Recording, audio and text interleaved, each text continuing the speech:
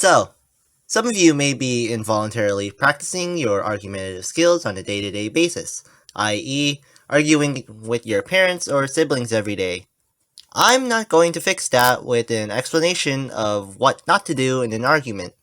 Their arguments may seem just as baseless as a Rush Town Hall base, but you still find yourself unable to pin down what the flaws in their argument are regardless. Likely enough, their arguments are probably coded in what's called logical fallacies. A logical fallacy can be seen as statements that appear to hold some truth to them until you start applying actual logic rather than opinions to the argument.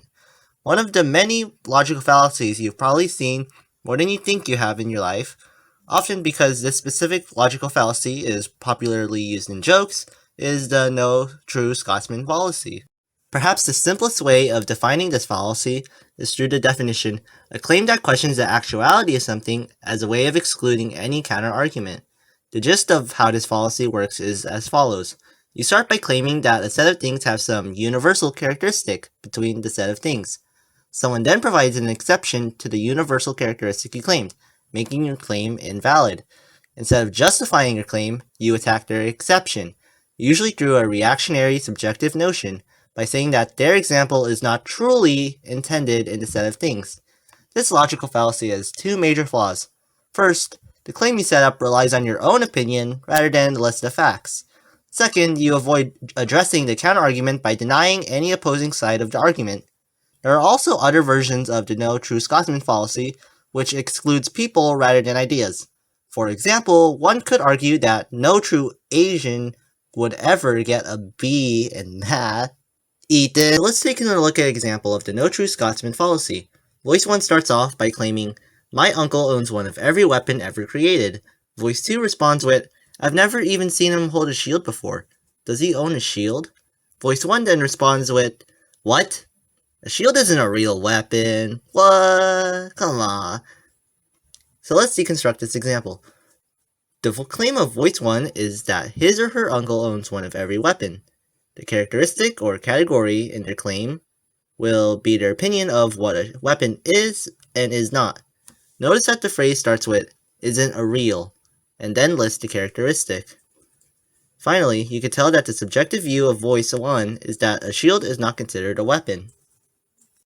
As stated earlier, there are two main versions of this fallacy. The two main versions are group maintenance as well as the exclusion of ideas and objects. In group maintenance, the claim would usually exclude people from a group or claim that true people in the group would never believe, say, or do a certain thing. In the exclusion of ideas and objects, someone excludes the counterpoint based on one's own opinion. For example, your claim could be that video games must have a stated goal and win-lose conditions. The game Gone Home does not have any stated goals and or win-lose conditions. But when introduced, a victim of the True Scotsman fallacy would argue that Gone Home is not a real video game. Now that we've discussed what the True Scotsman fallacy is, now let's talk about how to avoid this fallacy. There are two ways of approaching the counterargument. You could either talk about the change in the category when the exception is considered in the group, or you could argue about the group's criteria, meaning you will use facts and logic over your own opinion. In example 1, Voice 1, "All of my friends are in AP Ling," but Voice 2 responds, "What about Noah? He's in English 3 honors." So then Voice 1 would argue that all of my friends are taking AP or honor English classes, changing his claim. In example 2, Voice 1 says, "My uncle owns one of every weapon ever created." Voice 2, "I've never seen him even hold a shield before. Does he own a shield?"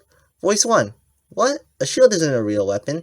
So then you would argue that the strict criteria of a weapon is that it is anything that is designed or used to inflict bodily harm, injury, and or physical damage.